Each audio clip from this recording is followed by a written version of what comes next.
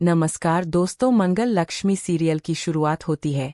मंगल गुस्से और शक से भरी हुई सुभेश से पूछती है कि उसने उसके हाथ पर जो रहस्यमयी निशान बनाया है उसका क्या मतलब है। तभी बाहर खड़ी सौम्या बिजली की तरह इशारा करती है कि सुभेश कुछ भी सच न बताए। मंगल दरवाजे की तरफ देखती है पर वहाँ कोई नहीं होता क्योंकि सौम्या चतुराई से ओझल हो चुकी होती है।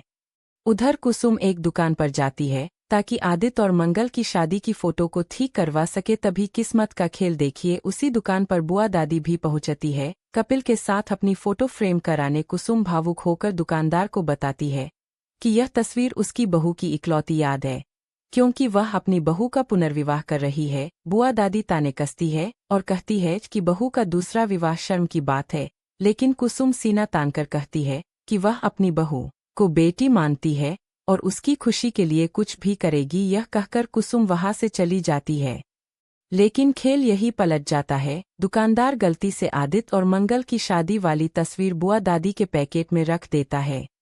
इधर अक्षत का कमरा साफ करते हुए मंगल को कुछ पुरानी तस्वीरें मिलती है और अचानक उसकी नज़र एक ऐसी फोटो पर खिंचर जाती है जिसमें सौम्या के हाथ पर वही टैटू है, ठीक उसी जगह जहां सुभेश ने उसके हाथ पर निशान बनाया था। मंगल सन्न रह जाती है और उसके मन में एक ही बात गूंजती है कि सुभेश को पहाड़ी से धक्का सौम्या ने ही दिया था। मंगल आंखों में आग भरकर कसम खाती है कि अब वह हर हाल में सच्चाई उजागर करेगी। उधर बुआ दादी उस फोटो को कपिल को तोहफे में देती है, लेकिन किस्मत फिर करवट लेती है जब बिजली के शोर से वह बाहर जाती है और कपिल फोन पर बात में उलझ जाता है तो वह शादी की तस्वीर टेबल पर छूट जाती है।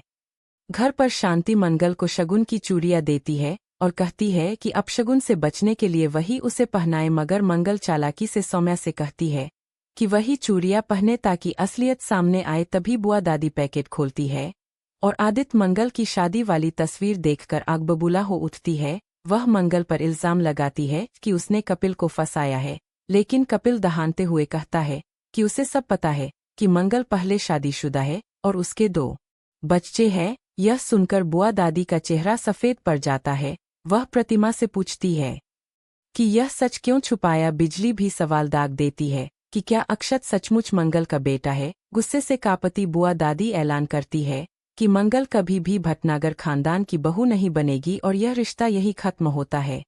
लेकिन कपिल शेर की तरह खड़ा होकर कहता है कि मंगल के सिवा वह किसी और से शादी नहीं करेगा, चाहे उम्र भर अविवाहित रहना पड़े। बुआ दादी तिल मिलाकर कसम खाती है कि जब तक वह जिंदा है यह शादी कभी नहीं होने देंगी।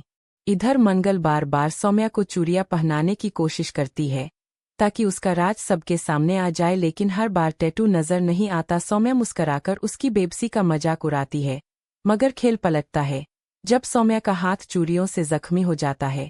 मंगल मदद करने बढ़ती है, लेकिन सौम्या झटके से वहां से निकल जाती है। अकेली होकर वह अपना हाथ साफ करती है और सच्चाई सामने आती है। टैटू वही है, उसने बस उसे छिपा रखा था। दूर से यह नजारा देख रही मंगल की आंखों में आग भर जाती है।